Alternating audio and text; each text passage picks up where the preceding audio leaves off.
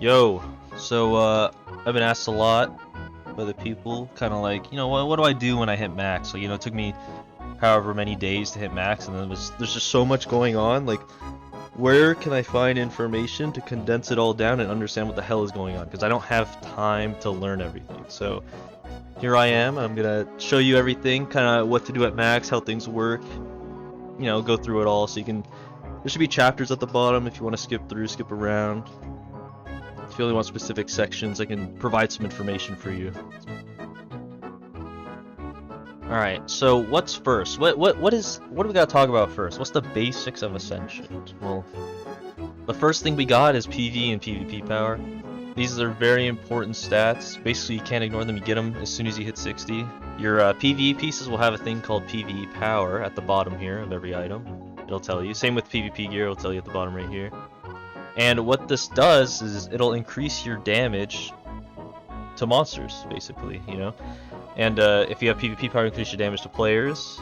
But you definitely want to make sure you have different sets for what you want to do, because if you try to carry over these PvP items to a PvE content that's like Heroic Plus, like if you try to do ZG on Mythic, then you'll get a debuff that you bring to yourself, which reduces your damage taken, I believe, or your damage dealt, and increases the damage you take.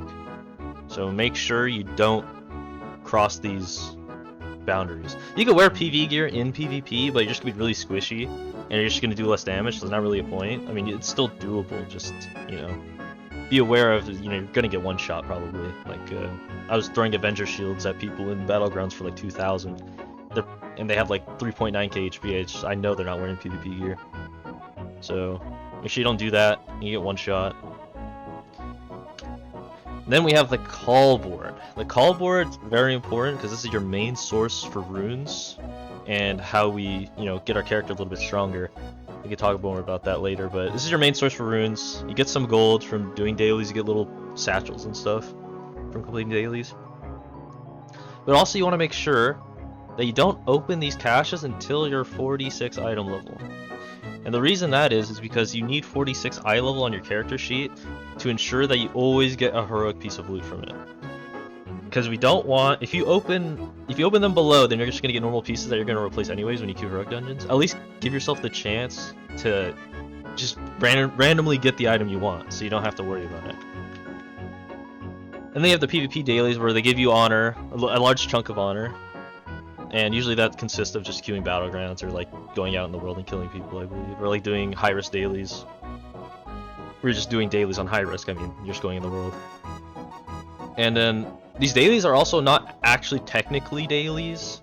Like they stockpile up to 7 days, I believe. And maybe even more now. I just remember I've never let them go past 7 because I always thought it was 7. But I've seen some stack to 18. I don't know what the number is, but I hard stick to 7. I'd never want this number above here to get to 7, so I don't lose any satchels. So don't worry if you miss a day of dailies, or if you gotta go do some shit. It's not that big of a deal. And then worst case scenario, you could actually buy Bazaar tokens off their store and just buy out the call board if you really don't want to do dailies. Which I'm not gonna lie, I did that while leveling. Because I had a bunch of gold because I leveled fast, so I just dumped all my gold into Bazaar tokens and just bought the call board. Because I'm lazy. It is what it is. But then we have the enchantment table. This is where you get your enchants.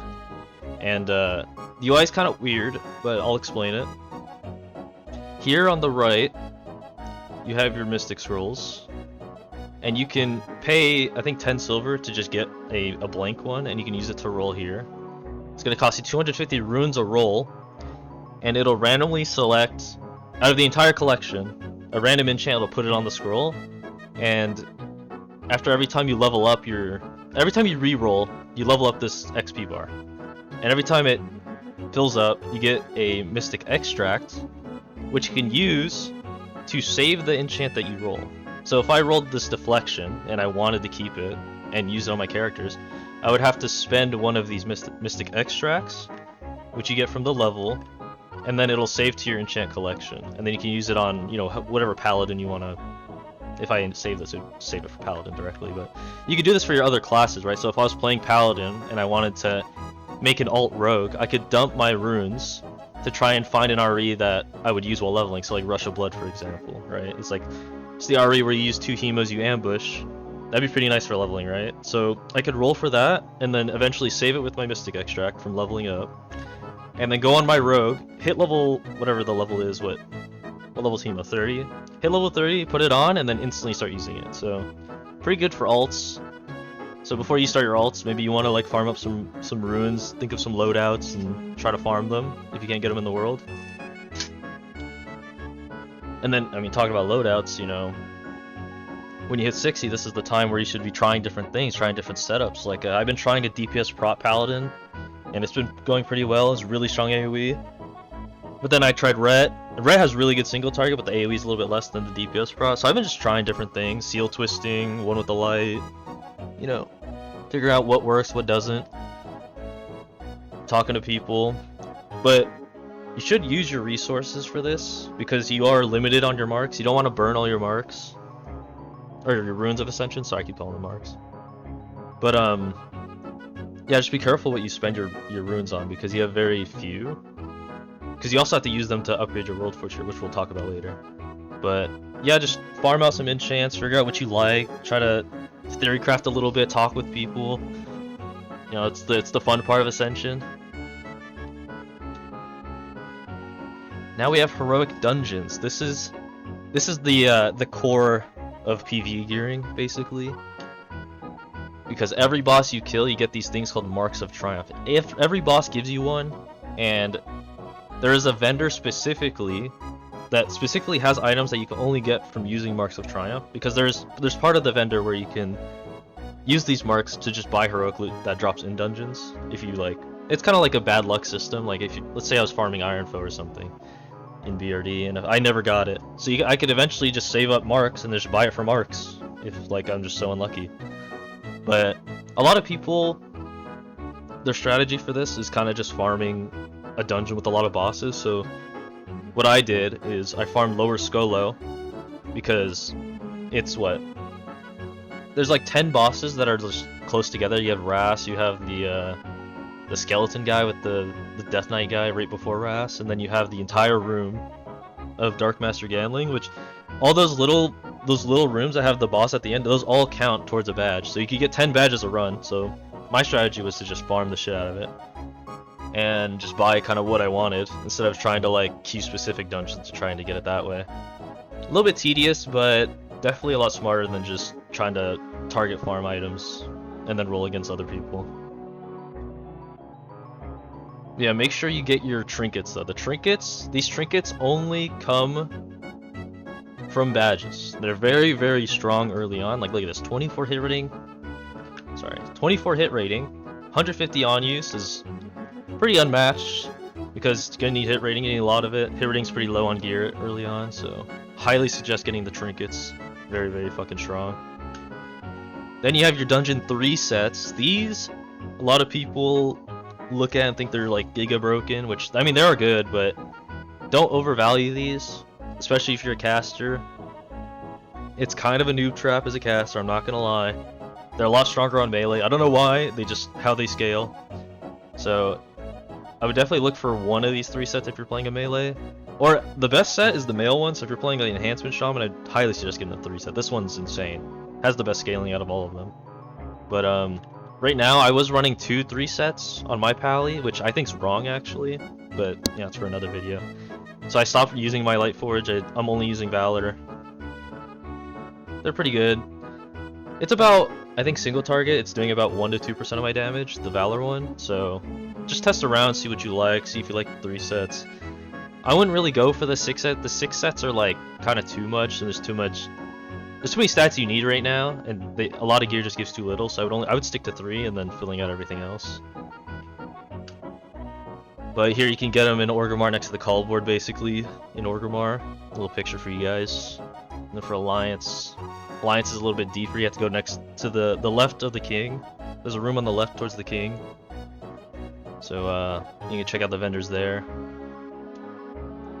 Now we have Worldforged Items. Worldforged Items are just, you know, those items you were picking up around the world. Like, if you held on to some of them, they could actually be upgraded at level 60 to be an equivalent of a level, you know, level 60 item. Like, down here in the bottom right is one of the best ones in the game that people found, is the premium banana. This comes from Ungoro, or not Ungoro, oh my god, STV. The mock cave, it's a loot on the floor. Literally, it's just it's a diamond flask everyone can get. It's a 90 strength for 20 seconds. It's a better diamond flask. Super strong. I still use it. But if you're gonna be upgrading items, like make sure you're not just upgrading items that have flat stats. The flat stat items are pretty weak in terms of Worldforged. Like, definitely want to go for trinkets or like items with procs and just try them. Don't just read them, by the way. Like, if you're actually, if you talk to people and like people tell you, oh, I haven't tried that, or I know I haven't seen it, and it has a proc on it, definitely just try and hit the dummy with it, upgraded, because a lot of these items are really insane, like procs, whether they're bugged or not. Like, you know, it's just nice to abuse them, right? So make sure you double check that. These do cost a lot of runes. That's why I was saying earlier to like save your runes before you like burn them all on rerolling. Is probably not a good idea if you want to like get your character a little bit stronger. So just talk with people, see what's good, inspect people. A lot of people running the banana, I'm telling you. If you're a melee, if you're a strength user, rep paladin, warrior, definitely want to use the banana. It's super good. Some resources I'll have linked below if you want to not risk your runes. You can talk with people in here. A lot of item locations and mystic enchant locations over here.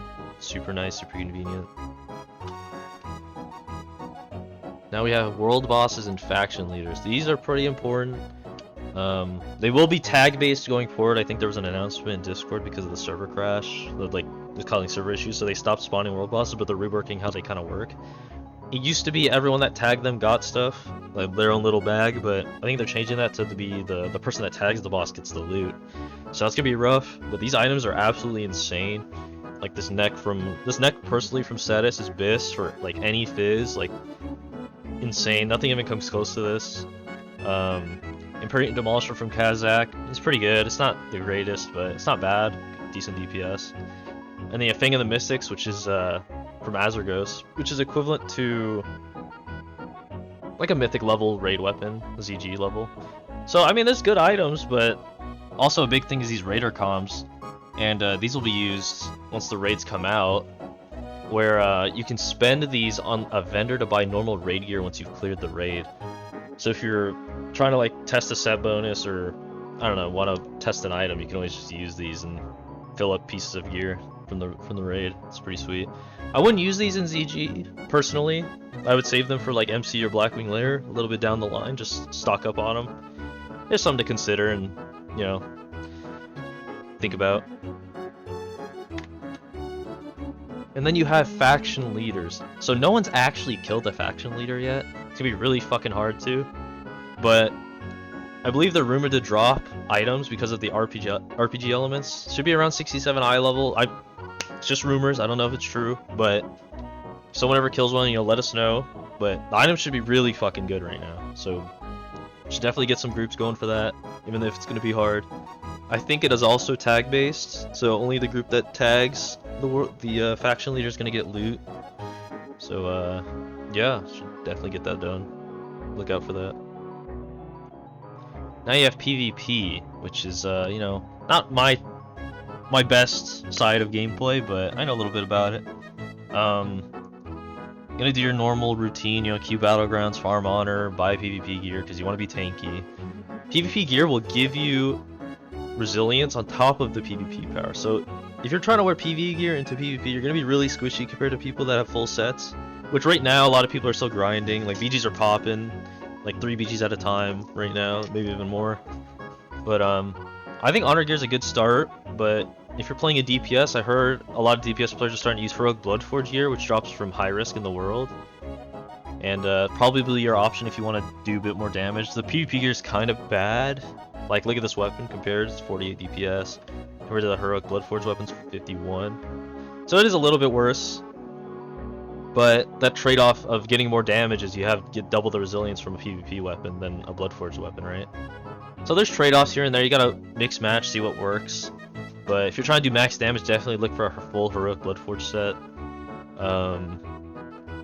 Yeah, I mean, you could go farm it out in world. You just do random stuff in world, just farming mobs. Just randomly will drop items. It's also good for gold making. A lot of people are buying them on the auction house. Like, I've seen Lightforged pieces, they're like almost 70 gold each. like bracers, chest, helmet, even on normal. So the loot's worth stuff. Just you know, gotta get out there. Then you have Arena, which isn't out yet, but I think it comes with PvP Prog 1. I could be wrong. On October 29th. Probably wouldn't solo queue arenas because it says solo queue, but you can pre-made also. So if you want to solo queue into pre-mades, that's up to you. But probably not a good idea. And arena gear should come out with the PvP Prog also, so look out for that. Then we have High Risk, which is our endgame open world PvP mode, where you can fight each other in the world and actually get their gold and their gear that they're wearing from their inventory, or or what they're wearing, like I said. There are different ways to play High Risk. You have 1v1 zones, which is Western Pluglands Winter Spring, if you're looking to play a little bit more solo than like with your friends, farming it up or like trying to do group fights.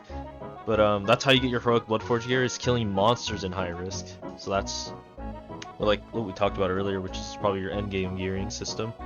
There is a rework coming soon for High Risk. There used to be a lot of profession-based stuff you could do in High Risk, which impacted the PvE players. So there used to be an economy where PvP players could actually like sell things to PvE players, like consumables or like enchantments. And that whole thing's getting reworked, so I'll probably cover that when they, do the whole rework for it. Yeah, this is probably a good way to make gold if you're a PvPer. Literally just killing mobs in world and just items that drop, you just go throw them on the auction house or some shit. Pretty sweet. It's pretty alive. A couple of days ago, I went to Western Plaguelands, went to the top to Hearthglen, and there was literally just a guild that was just running 1v1s. People would just come, they would just tag somebody and just run 1v1s back to back to back. Super cool idea. Hope it stays alive. But yeah, give it a try.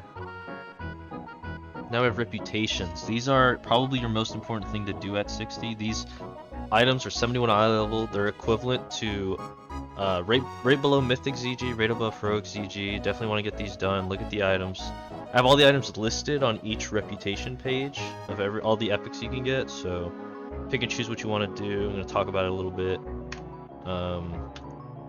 First one we got is the consumes.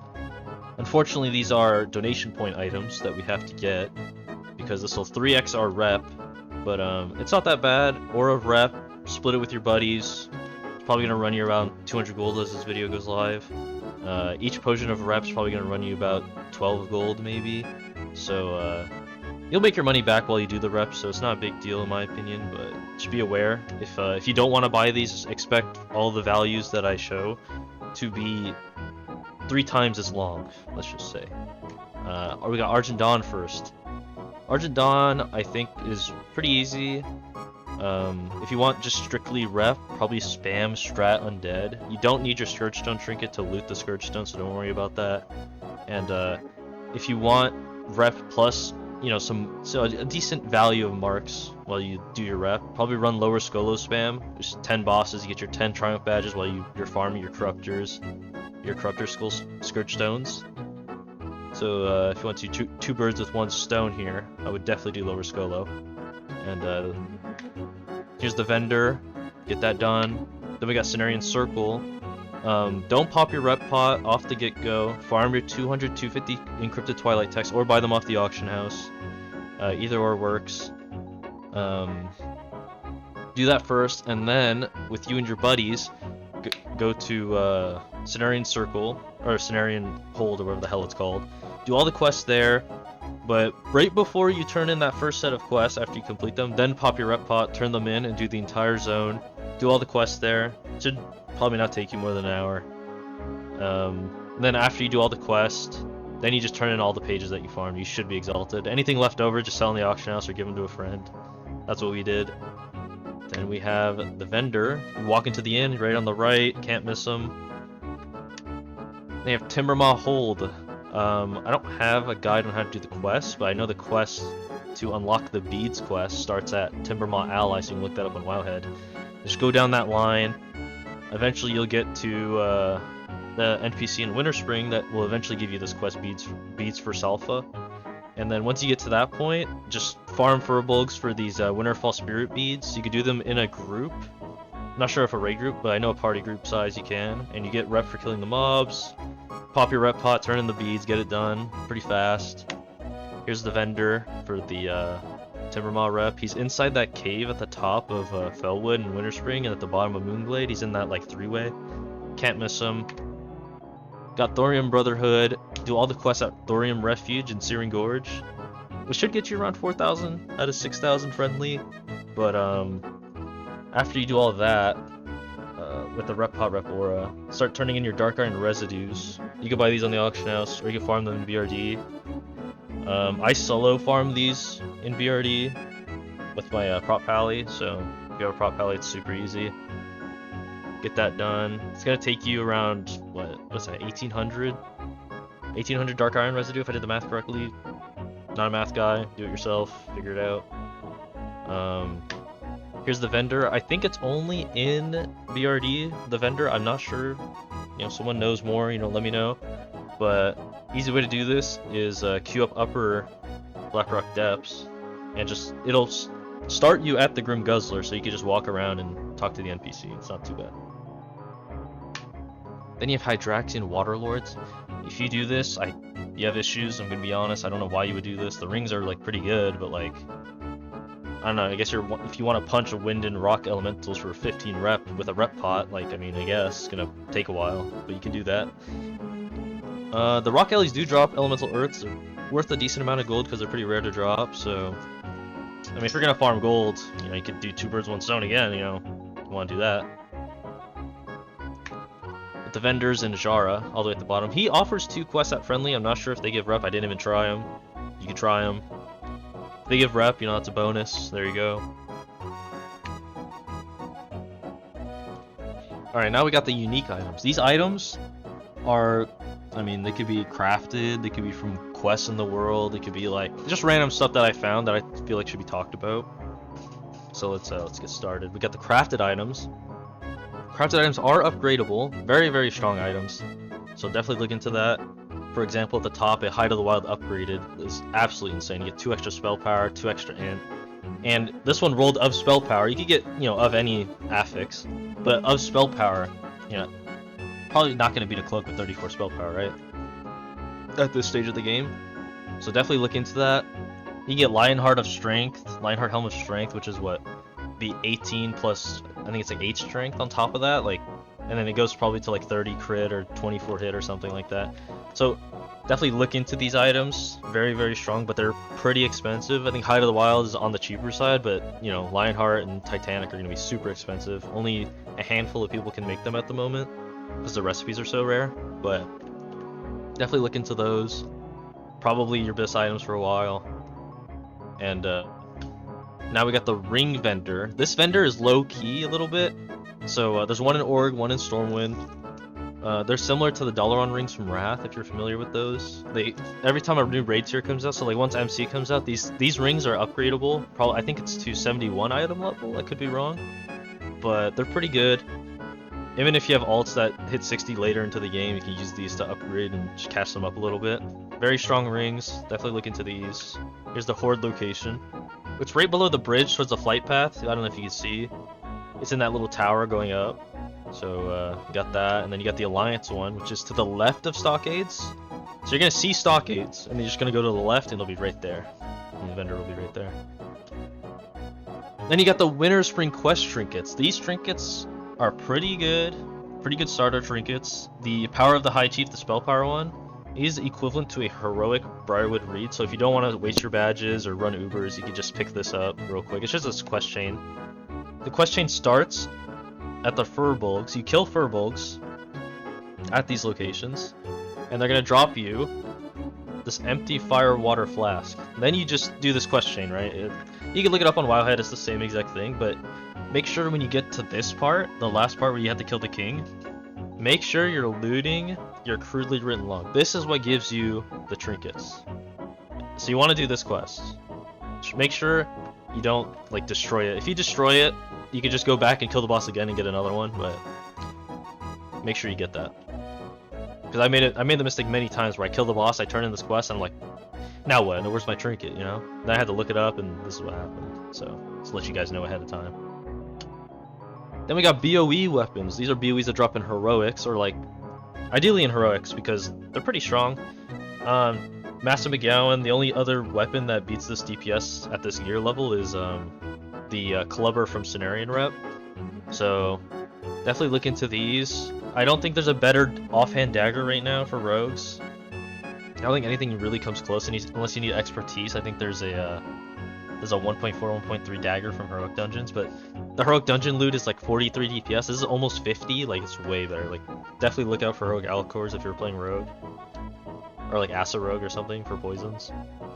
Yeah, just you know, some extra items to think about. Skull Flame, don't get baited. I think Skull Flame's nerfed on the server, so don't think this item's gonna like magically let you AoE farm on a warrior or something because you get health back. So don't think that item's pretty bad, a little overrated. Then we have the Silithus quest. This, if you do this quest, I'm not gonna lie, it's pretty AIDS. The ring's really good. I think it's a 5% proc chance. I don't think it has an ICD. It's just flat 5, so on AoE it should be really good. I could be wrong. Don't quote me on that. So if you farm it because I said that, it's not my fault. Don't be mad. Earth Strike I think is a little on the weaker end. I doubt it's worth. It's probably good on hunters only. Hunters don't really have options. Like every other class kind of gets the banana. Yeah, maybe it's all right on rogue, but I don't know. It's not as crazy as the ring. I think the ring has way more potential. Don't even do it if you're trying to do Fist of Cenarius. Absolutely worthless weapon. Just do a rep wep. Grow up. I mean, yeah, it's nothing really else to it. It just takes a while. So if you're about it, you know, you can do this. You definitely need a group for this. Once you do the Dukes, the higher end. So if you have a guild that wants to do it together, I'd probably suggest doing this as a group. It's also very tedious, so that's up to you if you're bald enough to do this shit. Then you have the Libram enchants. These are, no one really understands the fucking books. They just drop and no one knows what the hell they do. Maybe if you like played original classic, you know what these do because they use them the entire game. But if you're new, look out for these Librams for some enchants before ZG comes out. These are basically kind of worthless once ZG comes out, so don't sweat it if you don't want to do it now. Just a little bit of a damage increase. If you're playing a caster, look for the Librams of Focus. They give you 8 SP. It's pretty decent stats. And the 8 strength's pretty good. So you just have to do a quest chain for them. So I'll explain what you need. Next slide.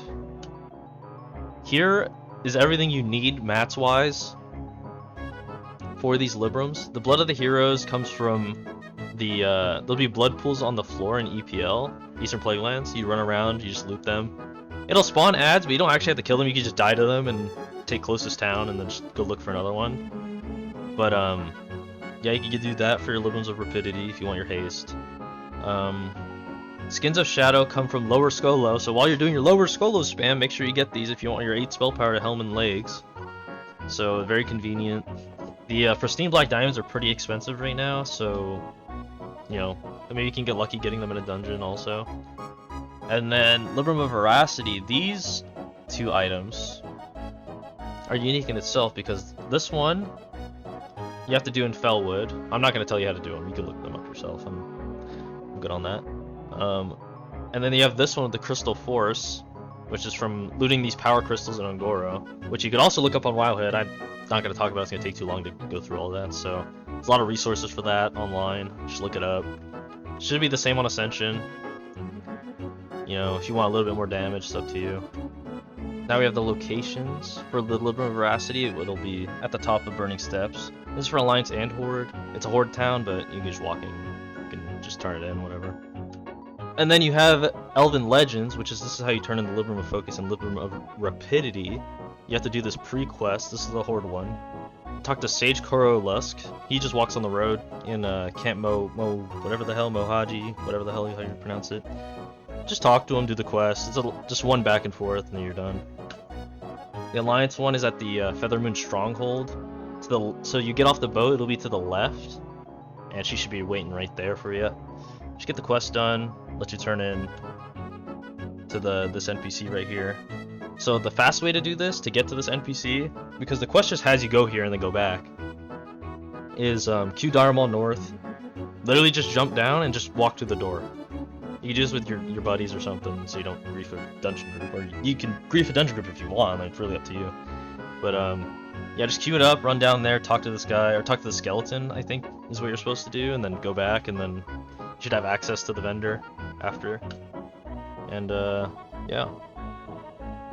That's basically, you know, all the info I have as regarding to endgame you could do right now. We're still waiting on the raid to come out, waiting on PvP prog to come out, so whatever new information, can maybe make a video about it someday. Everything I mentioned that's, you know, link related will be in the pinned comment. Thanks for watching. If you hated it, let me know. If you liked it, let me know. Like, dislike, whatever. But yeah, that's it. Later.